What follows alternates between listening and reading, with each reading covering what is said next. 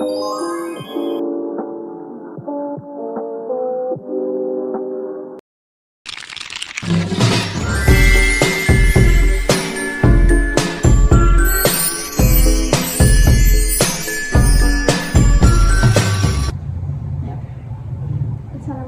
warahmatullahi wabarakatuh. Selamat siang. Waalaikumsalam warahmatullahi wabarakatuh. Selamat siang, Bu. Perkenalkan, nama saya Widya Agustin, biasa dipanggil Kak Widya, bisa juga Ibu Widya, sesuai kenyamanan kamu. Kalau kamu enaknya dipanggil siapa? Saya biasa dipanggil Kak Silpa aja, Bu. Baik Kak Silva, apakah sebelumnya Kak Silva pernah melakukan sesi konseling? Sebelumnya saya belum pernah mengikuti sesi konseling seperti ini, Bu. Baik Kak Silva, sesi konselingnya seperti ini. Kak Silva bebas menceritakan apa yang mengganjal di pikiran Kak Silva, dan Kak Silva jangan khawatir, cerita yang kita ceritakan pada sesi ini itu bersifat rahasia. Hanya Kak Silva, saya dan Allah lah yang tahu. Apakah Kak Silva sudah memahami penjelasan dari saya? Sebenarnya saya paham, Bu, tapi apa yang menjamin ini akan, yang apa saya ceritakan itu akan rahasia, Bu, nggak sampai orang tahu, Bu? Ya, karena di sini kan kita berdua, dan di dalam bimbingan konseling itu ada memegang asas kerahasiaan bagi konselor. Jadi ceritanya ini tidak akan tersebar di luar, cuman di pas kita sesi konseling ini. Baik, Bu, paham, Bu. Apa yang Kak Silva rasakan akhir-akhir ini? Saya kira-kira ini sering merasa lelah, Bu. Kalau boleh tahu, lelah seperti apa yang Kak Silva alami? Lelah seperti antara saya harus menjalankan organisasi dan perkuliahan, Bu, gitu.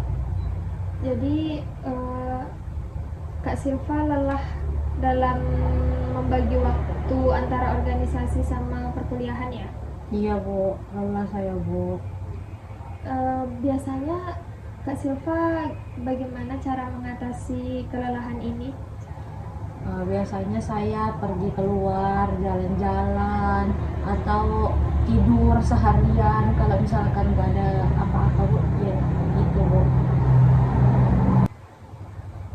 Jadi apa yang sering Kak Silva ambil dari ketiga langkah tersebut?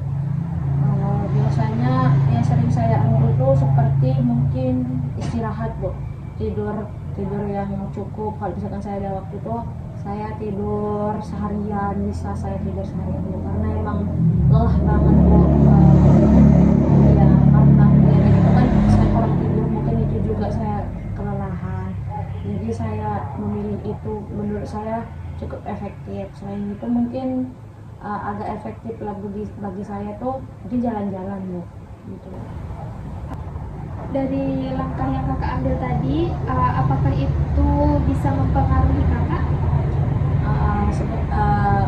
Iya sih, Kak, cukup mempengaruhi, karena dengan tidur saya bisa mengurangi rasa lelah saya. Dengan jalan-jalan saya bisa merefreshingkan otak saya supaya tidak mikir yang ke organisasi terus, perkuliahan terus, seperti itu. Jadi Kak Silva ini susah membagi waktu antara kuliah dengan organisasi. Iya, Bu, itu susah banget bagi saya, karena emang perkuliahan itu kadang ya emang penting perkuliahan itu, Bu, tapi ya organisasi itu kadang yang jadwalnya itu bentrok sama perkuliahan, Bu, gitu. Jadi dari cerita Kak Silva dapat saya ambil bahwa Kak Silva itu merasa lelah karena sulit membagi waktu antara perkuliahan dan organisasi.